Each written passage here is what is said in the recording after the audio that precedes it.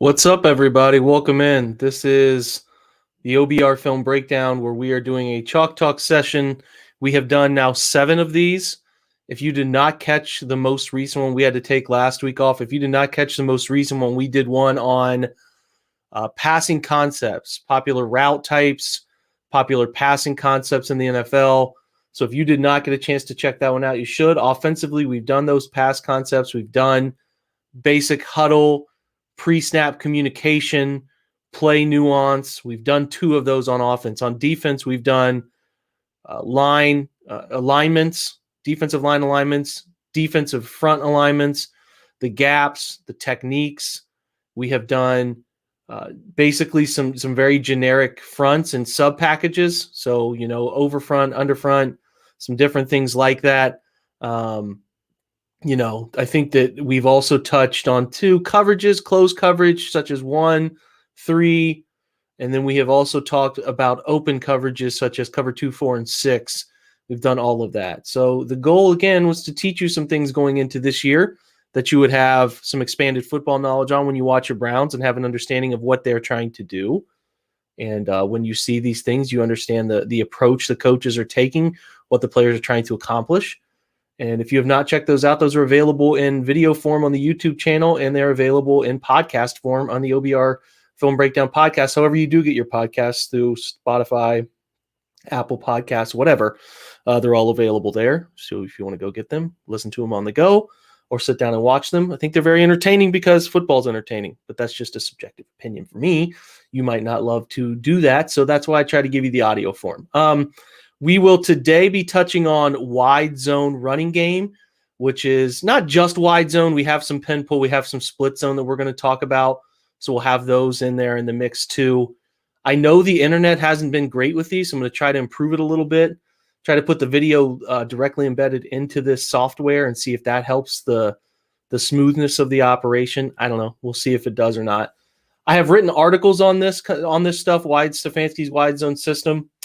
We're talking specifically zone again. We'll talk about gap schemes later. They were surprisingly 11th in the NFL in yards rushed for in this stuff, in this scheme. Anything that involves zone, split zone, wide zone, pin pull, those sorts of schemes, they were only 11th in rushing yards. I think people would have presumed that they were a little bit higher. 20th in attempts, 177 total attempts. So, they led the NFL in missed tackles in the concept, but they led the NFL in missed tackles in about every concept. So, let's dig in. Let's talk about it. We'll bring in Jon Stephenson. How are you, my friend? Doing great, Jake. Thanks for having me. Of course, man. Of course. This is stuff that I love when we switch over to offense. And I specifically like talking about wide zone stuff because I just love this offense. I love what it can do for your running game. I love what it can do for your quarterback. And I just think it's one of the most proficient things that you can run in the NFL right now. And when it all clicks, it's a thing of beauty because it's brutal. It's brutal for defenses to cover. So that's a little of what we're going to talk about is the basic principle of this stuff and how it works for upfront people. So we're going to talk outside zone first. Some people call it wide zone. Some people call it outside zone. You'll hear some terms later, mid zone, inside zone. Some people call that mid zone. It's whatever coaching tree you come from probably. But the general goal of what your guys are doing up front. So guys who are covered in this situation, the guard that is a circle with a G in it, his objective is to finish at the second level. So what you're doing, and a big telling point, tell everybody, John, what the tell is for whether a team is running a tight zone or a wide zone. And you can tell quickly, right? Yeah. So there are a couple. First, the tailback's aiming point, wide zone. He's gonna be aiming for generally outside leg of the tackle, or in this offense, they'll say a ghost tight end. Just pretend there's a tight end there. Mid zone is more like a B gap aiming point, and then inside zone's more of an A. But the way you can really pick it up quickly is just look at the offensive lineman's first step. So with wide zone plays, because it's a perimeter based run, we're trying to get guys flowing one side to the other. That first step they take is going to be very wide. So it's not going to they're not getting vertical here. It's a parallel step to the line of scrimmage. Again, because we're moving towards the sideline. So we need to start, getting ourselves there. And this is more about horizontal displacement as opposed to, inside zone and then your gap scheme stuff where you're looking at more vertical displacement, like just doubling up guys on the line and putting them back in the linebackers, in their laps. So look at that first step. If it's all width, if it's all parallel to the line of scrimmage, then generally you're looking at wide zone or outside zone, depending on what you want to call it. Yeah, and your guard center and even your tackle guard depends on what the defensive front is, but you're generally going 2 for 2, and you have to understand that these guys are flowing to the side that you are running to. Now, the general rule here, like we said, if you're a covered lineman, your objective is to at first anchor and then pass him off to your uncovered lineman to then climb to the second level. Now, if in this situation, the linebacker labeled B in front of you were to shoot downhill quickly, obviously the guy uncovered would handle that.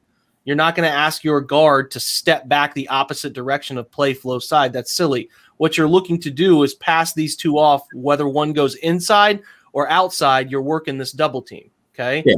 And just think of it as it's area blocking when it comes down to it. You're looking to your play side.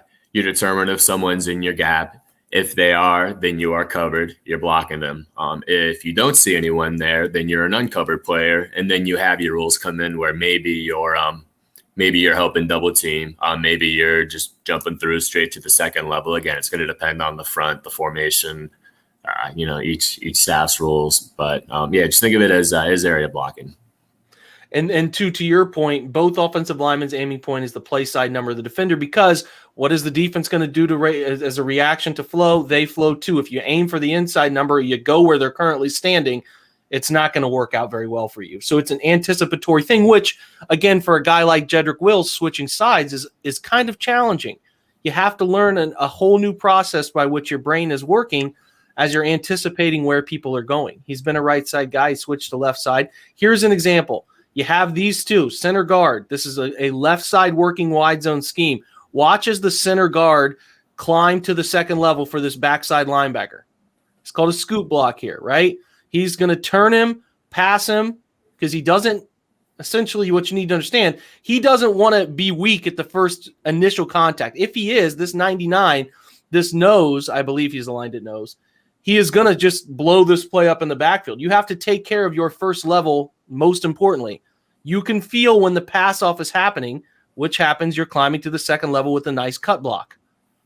Again, rewound it for you. You can pass them on. It's a feel thing. You talk about, John, you do so many reps of these. This is like day one install rep, individual period. You're getting together. You're doing 2-on-2 blocking schemes. And usually you won't have any defense with you. You'll be doing it with your other offensive linemen or stepping in as the defenders emulating. But yeah, this is basic stuff for offensive linemen.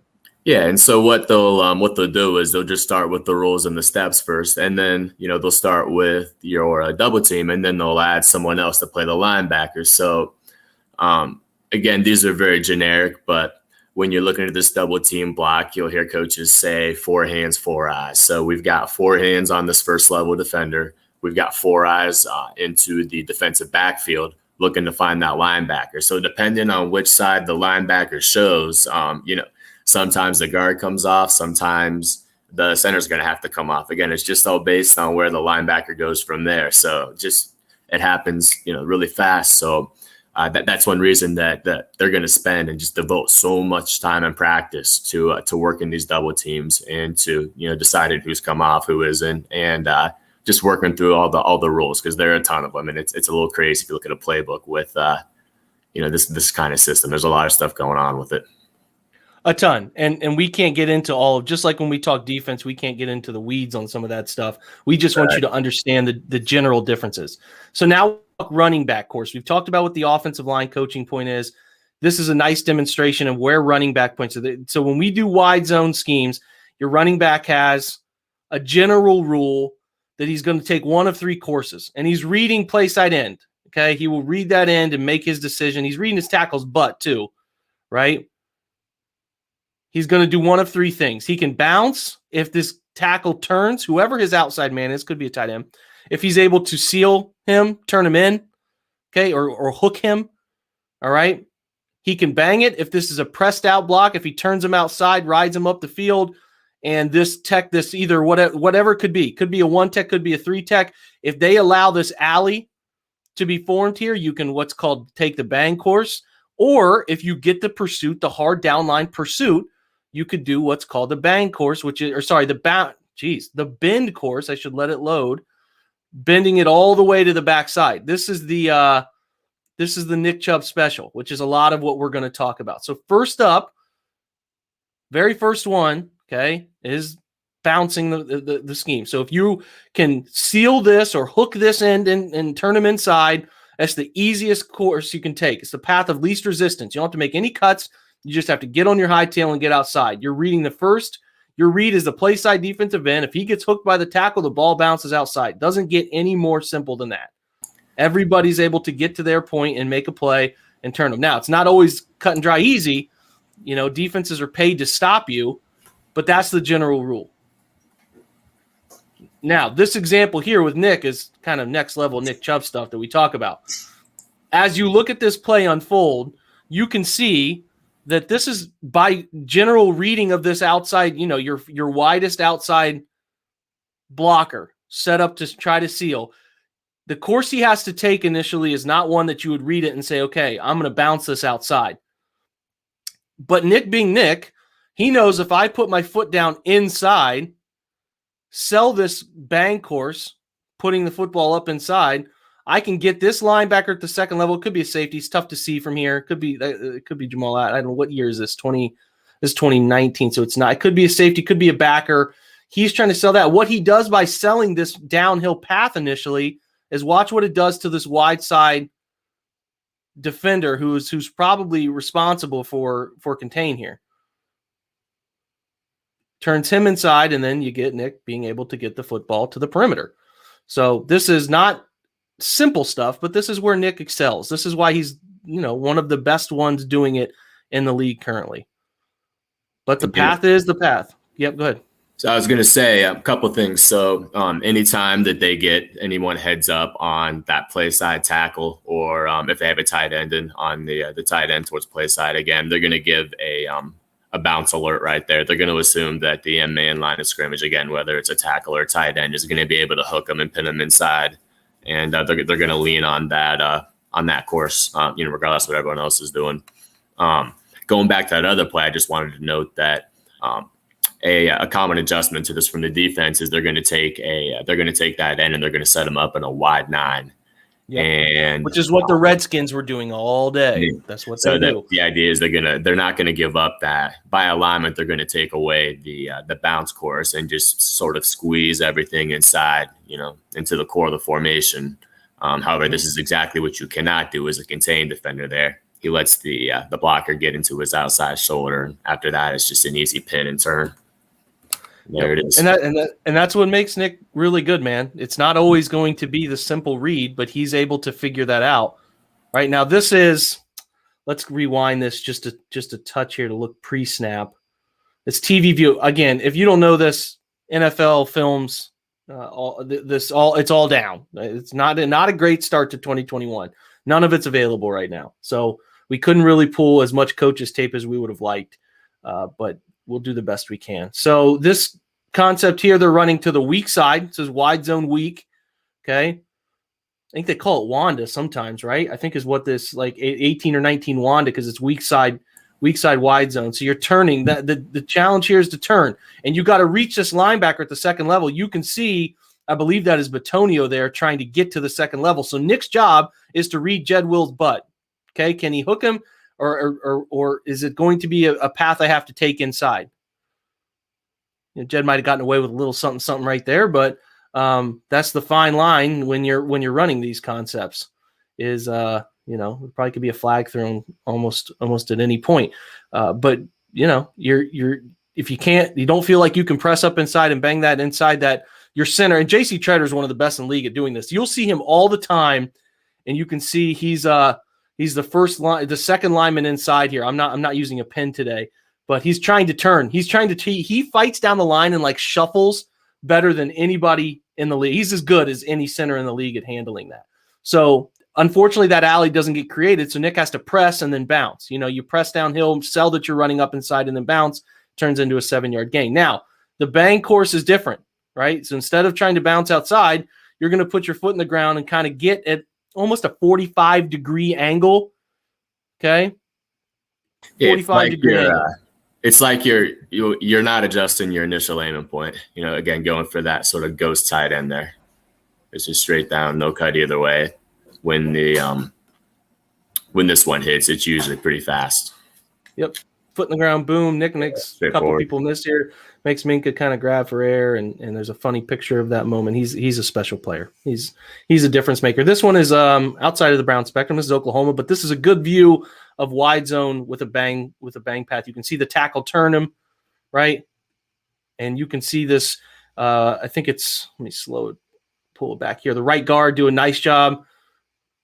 Actually, it's a center. They kind of pass that double team off. They do a great job there. The center ends up turning him. You can see that course is pretty obvious to see. It's not the hardest read for running backs. Can you sometimes it can be that one. Oh, I'm sorry to interrupt you there. You're cool. You're fine. Go ahead. All the way back to the beginning. Yeah. So you can see that. I just wanted to point out the guard sort of check climbing right there. So via their covered uncovered rules, the guard should be moving on to the linebacker number 42 there, with the center taking that 2-eye right there. However, before the guard does that, he's going to check that. So he's going to step inside. He's going to use his inside hand to sort of secure. And then once he's sure that the center has that block, then he's going to, jump through, go up to that linebacker there. So one of those points where it's not a double team, but you can see he's just going to kind of give him that little nudge right there. And if for whatever reason the center cannot, can't get his hands on him, then he's going to hold up, and then they're just going to do their forehand, 4 eyes, and wherever that linebacker shows. Let's just call them your first 2 were secure steps. Secure the initial POA, point of attack, and then get to your roll. So we can always block. Oh, pardon me. I say we can always block the linebacker later on, but our 4 down linemen or our 3 down linemen or however many there might be, those are our immediate threats right there. So these are the guys that have to be secured first before we worry about second and third level. Which again is what we're looking at here. Back to Cleveland. This is week 1, and this is a good example. You got a 3 tech to the strength side. Okay. Those 2 secure steps by Jack Conklin, helping out his right guard Wyatt Teller to turn. You need your 2 front side tight ends to be able to handle their man at the point of attack, which they do. A great job of using inside arm throw. Look at that throw by Hooper, I believe that is. You can see the path that's created. Bryant stays on long enough. You get a nice alley formed, and that is that's textbook bang course wide zone. I mean, it's a great play. And this was the original play I was showing you guys. I'm going to rewind that so you can see it again. It's when it comes together, it's really a beautiful offense when it comes together just right. Conklin passes on nicely. Look how well he's able to turn. It's not a beautiful rep, but it's enough to just get your running back past you. It's all you got to do sometimes is just get the running back past you. Another example, you got to turn by that tackle on the outside. You got your center fighting. You see him fighting down the line. The center's like 7 yards to his left, which is the center's job is underrated in wide zone schemes. And then you have the left guard climbing to 53 downhill right now. 1 cut. Now this is where, again, this is Nick Chubb. It's probably one of the more beautiful plays in football, period. When you bend it all the way back, it is gorgeous. And the Browns have, I think, one of the best guys doing it in the modern NFL. Man, he can read when you overflow. You take 1 step too many, he can read it better than anybody. It's almost like a highlight reel we're going to throw up here. This one I wrote up because he just made Landon Collins right here, who has a free shot at. Made him look silly with an outside jab and get back inside. It's pretty crazy how well he's able to read. As you can see here, that in Houston was a team that took away. I mean, they're more of a 3-4 base, but they definitely said we're not letting you run the football outside. And what you can do is if you can take advantage of the zealousness in their flow, it takes 2 guys on the backside not doing their job and look at that path. And then it's like, Nick, it's too easy sometimes for this guy, man. And it really also illustrates the run pass conflict that you put the backside D end in right there. Just having to handle the ball when it bends back while also containing the quarterback boot that comes off of that. It's just there aren't very many guys that can do it. And when the quarterback, when the tailback's a threat to true threat like Chubb is to bend it back any play, and also when the quarterback carries out his fakes, it's that this guy's really a 2-for-1 player. Technically on paper he has to be able to do both, but there just aren't many guys that can do that. I mean, watch this here too. I think this is the backside. Is that a 4-eye? I think watch how quickly he's getting downhill. And this is your left tackle chasing it. This is why it's so important for your backside and wide zone to do their job. He doesn't get secured, but all you have to do is run him down the line and watch the cut your running back makes. Oh, nobody's home. So, I mean, again, look, I think if you can see, I can't tell if that's who's watch. This is the Jed does a nice job running by, and then watch. I can't tell. Is this Hooper on the backside? Watch Hooper just turn his back. The bottom of the screen. Can you see that, John? He just turns his back. All you got to do is get in the way, and Treader does that too. Yeah, he's just boxing out 94. All you got to do is be between him and Nick. You can see him down here. Hooper's back is literally turned down here by the near side hash, just staying in front, and that seals that backside cut, and then it's off to the races. They're so well coached on this stuff, man. They're so well coached. They are. This is the Eagles game. The wash happens. I mean, that run right there is one of the more ridiculous runs we saw in the entire league last year. Try to rewind it back to the beginning for you. I hope the internet's doing a little better today. This is a good look at the steps. Do you see how they're all look how they're all in unison, man. It's a thing of beauty. Secure steps. Look at Wyatt Teller, who's right here on the hash, putting his right hand back to help allow his right tackle to secure the backside.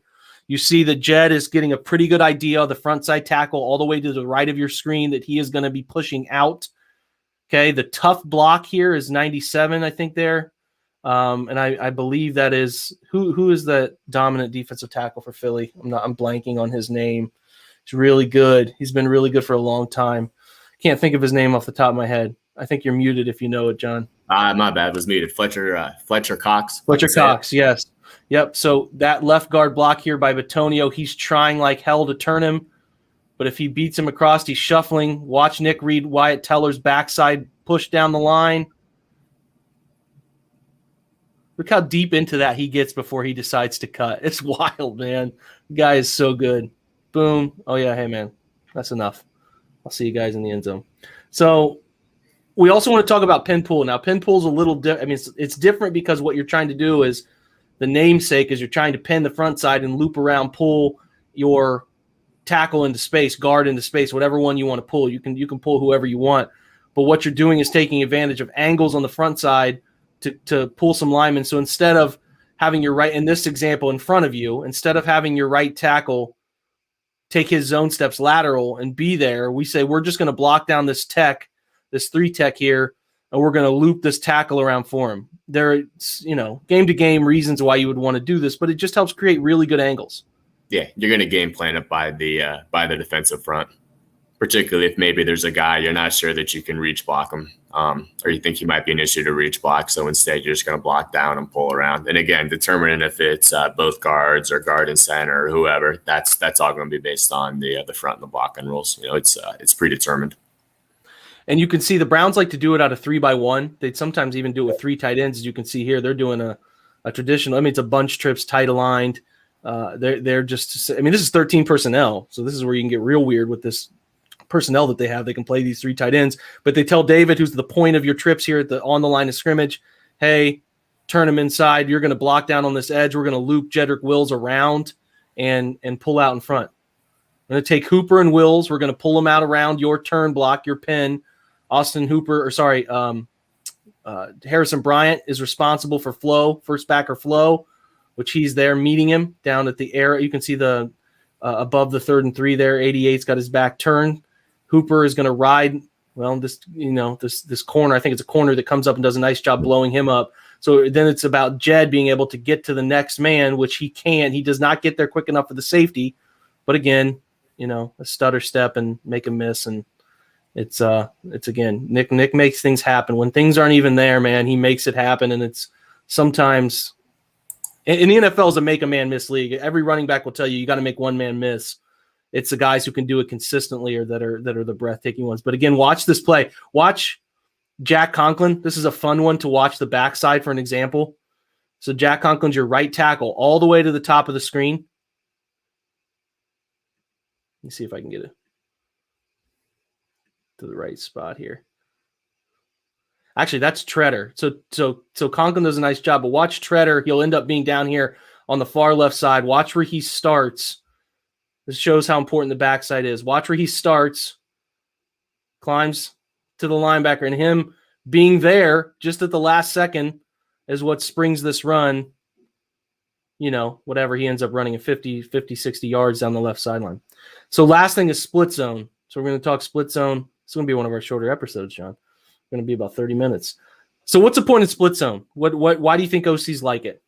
So split zone is really good when you have a great bend runner, because what you're going to do is take your Y off or your sniff or whatever the heck you want to call him, and he's going to slice across the formation post snap, and then he's going to block that end man line of scrimmage right there. So it creates a natural cutback lane for your tailback, and then if you use that slice action to run the ball, it also sets up really nice play action where you can come under, and that becomes your flat route. And then we turn into a 3-level, flood type thing, kind of like what we looked at the other week. It's just, and it can be tough to play based on, if your front, your coverage, are you playing gapped out or not, and so on. It can be tough to adjust to that. You'll see anytime you think it's split zone, a form of split zone, you're going to see that tight end work from one side to the other. He's cutting that backside D in. He's allowing your tackle to get upfield quickly, worry less about backside, which you don't always worry a ton about all the way backside, but it just allows that cutback lane to be a little bit more of a definitive thing, a defined thing for your running back to see. Now you still need to do your rules. I mean, Nick is doing his assignment, but it's an option there. So oftentimes what you're going to do, particularly if you're a prolific split zone team, is you're going to tighten up your running back's footwork and his aiming point. So you'll turn it into, like Ohio State calls it, tight zone, and they're aiming for the A gap, for play side A gap there. That's the read, but it's really almost expected to bend back or hit backside there, and the running back's going to take an aiming point, assuming that as well. This one is a little bit more wide, but DWS sometimes Landry, right? Yeah, they'll put Landry at the point of pin pull and allow him to kick backside, and they'll allow him to split zone. If they want to use him in a wing out of a trips bunch set, they'll let him run down the line and kick a backside, and he'll do his best. He doesn't love to do it, but he'll do it when they ask him to. So here's an example. You'll see Hooper working down the line backside. Nick is just still running his wide zone path. They're just saying, hey, we're going to take care of that for you if you want to. But Nick, instead, he knows he can't, right? His eyes are scanning. He sees unblocked right here. And if you see that man pushing through Batonio's gap, and try to get back to the beginning of this so we can see exactly where he comes from, that issue happens. It's a backside backer, I believe. Ends up getting through before Jed can get home. Nick knows he can't cut back naturally, but look at that path that's right there, and look at Treader getting ready to set up for that block. This is your bang course, right? It's a beautiful cut. And a 20-yard run. So that's all we got. It's 30 minutes. It's pretty quick. Those are your zone schemes the Browns run. Wide zone. They'll run a little bit of split zone. They'll run a little bit of inside concepts, but they're very pin pull heavy. Very, like we said, when they're running wide zone, that's their base. But according to the data that John and I looked at, not as prevalent as some may think, and we'll talk about that at a later point. But overall, a fun episode. I think there's a lot to be learned there about how the offensive linemen are being taught up, and then what your running back is looking at. Is he looking to bounce it? Can he bang up inside off of that turn block, or does he need to bend it all the way to the backside due to overflow? And the guys off the backside kicking ass and opening that lane for him to run through. So good episode, John. I appreciate your time, man. This was good. Of course. Thanks for having me, as always. You know it, man. I think we'll do some gap schemes next week. Or actually, are we doing I think we might do some popular fire zones, some popular blitzes next week, because then you hit 2-a-days and get a little busy, a lot of busy, and we'll come back to gap run schemes later. So we'll check in with John on some popular NFL blitz schemes that are pressure manipulators is what we like to talk about there. So fire zone, some different things that can get quarterbacks confused, or vice versa, that can confuse offensive linemen and create open rushers. So this was fun, good episode. I think there was a lot to learn here. Hope you guys appreciate it. The OBR is going to Twitch. Make sure you sign up and subscribe to Twitch. This next episode of Chalk Talk will be on Twitch. So you need to be there to sign up, to go there, get an account so you can watch us interact, because the interaction on Twitch is a lot more fun. So check that out. Good. Another big shout out to John for helping put this together. He does a lot of the clip cut-ups. It's fantastic stuff. Teamwork makes a dream work. He's the best. I appreciate him. I appreciate you guys for listening. We're going to sign off for the night with our usual Go Browns.